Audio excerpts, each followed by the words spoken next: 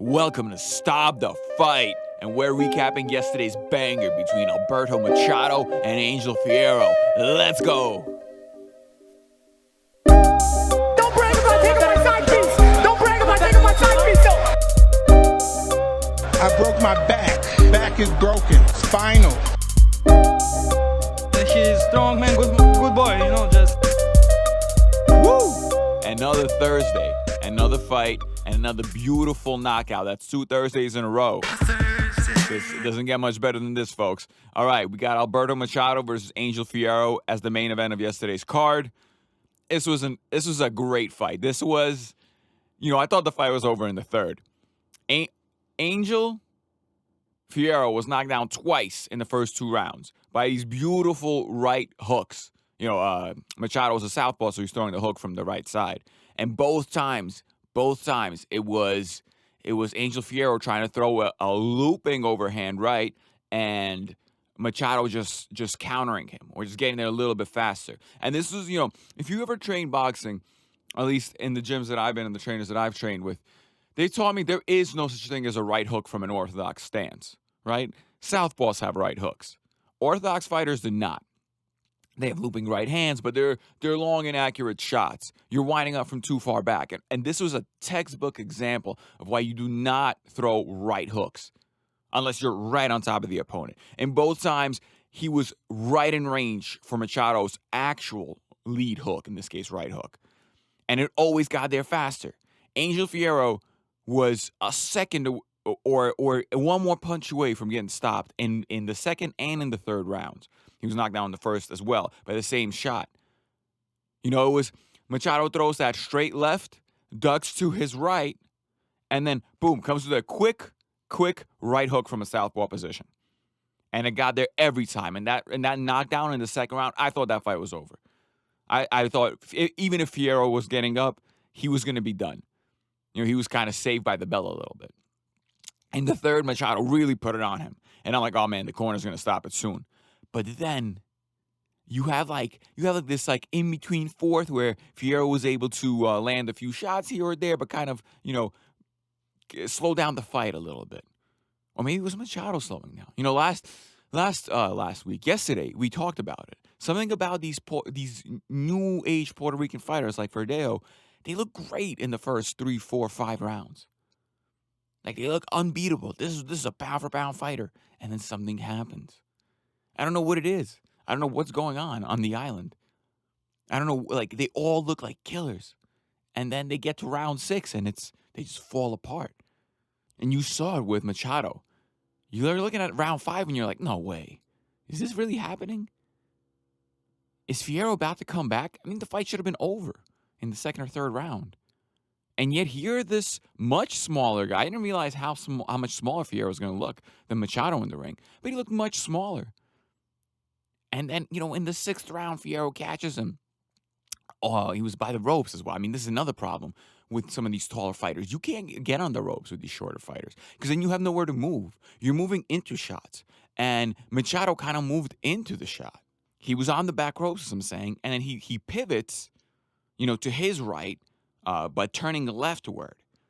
And this leaves him open to that left overhand. Well, in this case, it was like a looping left hand that Fierro threw, and it lands right on the money. There's a giant splash of sweat flying into the crowd. You got knocked the fuck out! And you knew he wasn't getting up. He was already wilting under that pressure. So you knew when this shot landed, with the way that he went down, it didn't even seem like he went down all that hard, but you just knew he wasn't getting up. That was it. That was the end of Machado. Where does he go from here? Fierro goes home. He's having the best weekend of his life right now. Nobody thought he could win. 6 days' notice. The fight was taken on 6 days' notice.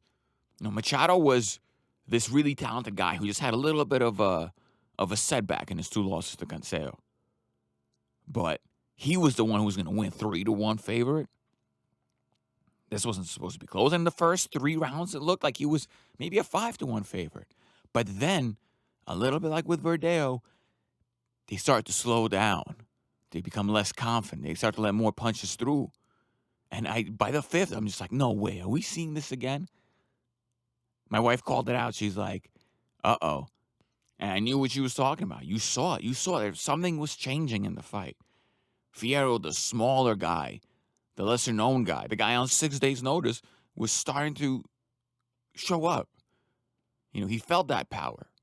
He felt everything Machado had to give. He went down, and here he was fighting. That determination, that resilience. You saw the interview with like the Puerto Rican Olympic sports official or whatever, and they said they're going to go and find athletes from other sports and make them boxers to bring back the prestige to Puerto Rico. But it's not enough to just be an athlete in boxing. There are many great athletes who are not good fighters whatsoever. Sure, of course it helps being athletic. Of course it helps having faster hands and better feet and be able to have more rhythm. But that's not the end of it all. Machado was bigger, stronger, faster than Fierro here. It didn't matter. Fighters are not just athletes. It's a mental game. It's resilience. Something you can't teach some of these things. You never could. In the old Soviet school, I heard from one of my trainers how they would find a fighter. So if you go into a boxing gym and you say you want to be a boxer. Now, they don't do this anymore. I mean, maybe some gyms do. But back in the day, this is what they did. You can go, oh, you want to be a boxer? Okay. They throw you in there against the gym's best fighter. He beats your ass for 4 or 5 rounds. Bloodies you up real bad. You get sent home. If you come back the next day after that, you can be a fighter. You can be a boxer. You're ready to train. But if you don't come back, you don't have it. You never did. And there's nothing wrong with it. Not everyone's a fighter at this level. Not everyone's meant to be a boxer. But some people just have it. You don't need to have the fastest, strongest hands, but you do need to have that resilience, that willpower. That's the only way you're going to make it through some of this. It's the only way. You think Fierro, what do you think was going through his mind in the first, second, and third? Well, clearly it wasn't, I'm done. Clearly it was, I'm going to get up. I'm going to beat this guy. I'm going to find the way. And he did. Unbelievable. Hats off to Fierro. And again, none of this was a negative talk about Puerto Rican fighters. It's just an actual state of where they're at. They have had many greats. Trinidad, Cotto, Benitez, phenomenal Hall of Fame fighters. So, of course, there are great Puerto Ricans. We're just waiting for another one to come about. And right now we're stuck in no man's land a little bit. Machado's a good fighter. Verdeo is, hopefully he can recover. If Lomachenko gets Nakatani, we'll see. Maybe he's not so easy. He gave Teofimo a pretty decent fight. Gave Teofimo enough. So maybe it's not Verdeo. But nonetheless, something is happening to these fighters in the mid-rounds. They're wilting. They're all nice guys. Like you hear them speak. They're charismatic. They're good people. And you wish the best for them. And I really do wish Puerto Rico finds that next fighter. But you have to be careful looking at it in other sports. If you just think the fastest, strongest guy is going to be the best fighter, well, you're going to get disappointed over and over and over again. You need to find these mentally tough men. You need to find characteristic fighters whose character is that of a fighter. And you can only find them when you put them in these tough environments, tough waters to see if they can swim, see if they come back. A lot of people, they think they want to be a fighter and they get beat up once, twice, and they're like, oh, yeah, I don't want to do this. Why am I paying, $20 a week or whatever it is at your gym to get beat up? Why am I doing that? I can just be at home. I can throw a baseball. I can do anything else. I can run. I can wrestle. Not to say that wrestling, of course, isn't tough. Wrestling is really tough. That was actually a bad example. But I don't need to fight. I don't need this contact, and especially with boxing. You get your nose fractured. I don't know if any of you had your nose fractured in a fight. But let me tell you, it's a lot of pain. Not initially. Initially, it's like, oh, man, there's something wrong with my nose. It kind of hurts. But the next day, when you can't touch your face, you're looking at the Avatar character. You got black and blues going everywhere. Like someone threw some paint splatter under your eyes. And you got to go to college or high school. You look like, you better want this. You better be ready. And it's difficult. Like I said, I don't know if that baseball pitcher who can throw a 100-mile-an-hour fastball can be a great fighter. Because he's never got hit with a 100-mile-an-hour punch. So let's see what else we got on the undercard. We had Israel Gonzalez against Jose Martinez fighting to a draw in a pretty entertaining fight. These Puerto Rican Mexican fighters, whenever that rivalry, whenever you have a card like this, you always get these interesting fights. Like these guys want to win. There's a lot of nationalism. Me myself, I'm not a huge fan of nationalism, but when it comes to boxing and sports nationalism, you can't deny it. That's what it is. People say, oh, things shouldn't be nationalistic. Well, they are. There's a little bit of race. There's a little bit of nationalism going on when you watch fight sports. It's unavoidable. We all project ourselves to the fighter that looks like us, that comes from our background. It's going to happen. So, these guys give it their all. And it was another good fight. And the women's fight, Alma Ibarra versus Maricela Corneo, another good fight. And when Alma Ibarra was declared the winner, and she did win, the emotion that came out of her, she was crying still 10 minutes after winning. And it wasn't girly to do so. It was just the gravity of the situation, everything you've worked for. It all came out right there. It was quite a moving scene. How much these fighters give up, and especially with her. She's got a son who's watching her, from what I understand, for the first time. The pressure that's on, and if I ever fought, I couldn't imagine having my family watch, because God forbid I get knocked out or something happens to me. It's on screen. They're watching. The kids are crying. Every time I see boxers bring their families in ringside, I'm always like, geez, man, you got a lot of balls to do that. I couldn't do it. So with Alma Ibarra knowing that her kid's watching, she's on NBC. By the way, speaking of which, it was awesome how you had the undercard on Twitch.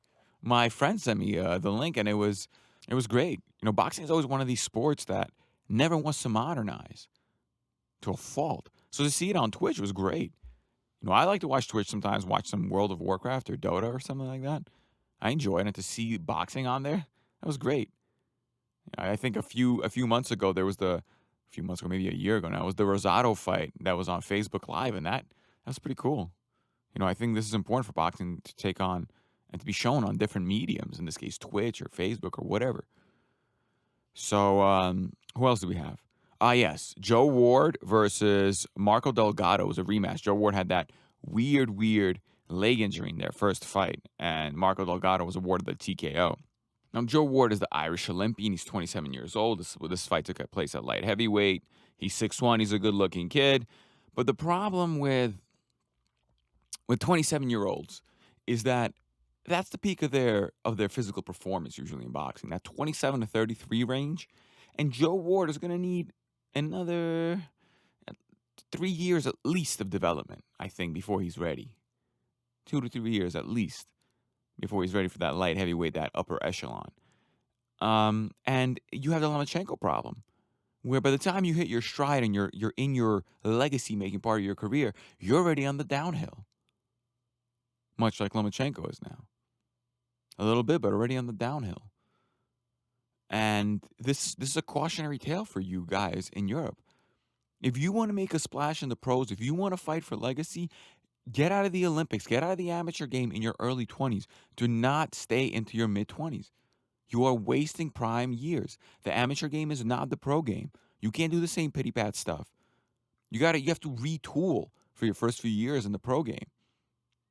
Lomachenko was one of the few talents that was able to go to the championship level within a fight or two.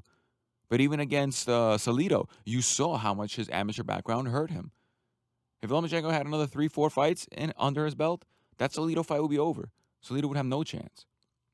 But Salido was able to bully him that fight. And with Joe Ward, I feel the same thing. He's 27 years old. That's up there. That's not a young kid. I mean, of course he's young. Everyone at 27 is young. But that's not boxing young. 21 is boxing young. 22, 23 maybe. But Teofimo is that age. And he's already a unified champion. He's already the guy to beat at 135. Meanwhile, Joe Ward and these other Olympians amateur fighters who wait so long to go to the pros are still getting their training wheels off in the pros in their late 20s. First of all, it caps your earning potential. I don't know how much that second gold medal is worth, but I doubt it's worth, an ESPN pay-per-view fight or a DAZN fight, which is going to pay you millions upon millions of dollars. It's not worth that. So those 4 years that you spend waiting for the next Olympics to come, that's where you're training. That's where you should be getting your pro game set up. So yes, Joe Ward won. He took a couple of shots actually from Delgado, but Delgado's awkward. He's throwing these winging shots a little bit shorter, so you have to punch down. There's a couple of issues. I don't fault Joe Ward for letting through a couple of those shots. Plus, again, you have to, there's probably a little bit of a mental thing going on there, where Delgado was his first loss in his first fight, in the zone in front of a lot of people. But again, back to the amateur stuff. Joe Ward is going to spend until he's maybe 29, 30, tooling himself for the world class. And then, sure, 30 is not old at all for light heavyweight. But he could already have been there had he turned pro a little earlier. You got to get these guys into the pro game earlier. Stop spending time in the amateurs. That's just basically that's my little rant. So we had a couple of, in other news, we had a couple of weigh-ins for this weekend's fight. So Glowowski and Okoli both weighed in for their cruiserweight fight. Glowowski came in pretty light at 195.8 pounds. And Okoli, like I told you yesterday, I think I heard rumors that he wants to go to heavyweight eventually. He came in at 199.4, so only half a pound under the limit. So you see he's ready. He's a bigger guy. He's at least a few inches, maybe 3-4 inches taller, half a head taller than Glowowski, and I think is going to be even more apparent in the actual ring tomorrow. Beterbiev weighed in with Dionys. I mean, just physically, he's bigger, looks stronger, leaner, taller. So, like I said, I don't really expect much. I don't really expect much of a fight here. I think Beterbiev is the crystal clear favorite. And recently, as I mentioned yesterday, potentially a Joe Smith fight versus Beterbiev. Joe Smith is already calling him one-dimensional and saying he doesn't fight a lot of guys in the top 10. I mentioned that before. In a way, Beterbiev had wasted his career, not entirely his fault, by fighting a bunch of nobodies, a bunch of literally who? Some guys completely outside of the top 10. And his legacy and his resume shows a lack of depth, a severe lack of depth. In other news, Canelo and Billy Joe Saunders have a venue. Cowboy Stadium, May the 18th. This is going to be big. Canelo needs to fight in stadiums. He's that kind of a fighter right now. And he was going to fight around Cinco de Mayo, so May the 8th, of course, makes sense. Again, big fight, big time of the year. September, May, those are your big fight months if you're a big star. I think Floyd Mayweather kind of started doing that, and that's what you want to do. You want to fight around Cinco de Mayo. You want to fight in September. That's what it's like. And thankfully with Canelo, we get a lot of fights. This guy is a workhorse. He fights all the time. And this is what we expect from our greats. And Canelo is, slowly but surely, becoming an all-time great. Hell, he already is an all-time great in my eyes, but he's just adding on to that resume. A little similar to like Pacquiao or something. All right, well, that's going to do it for me. And again, I love Thursday night fights. On Thursday, go watch that Alberto Machado Angel Fierro fight. Go watch it. Go watch it. All right, it's over. I'm gonna go home and break my wife's hip. Don't brag about taking my side piece. Don't brag about taking my side piece, though. I broke my back. Back is broken. Spinal. He's strong, man. Good boy. Just.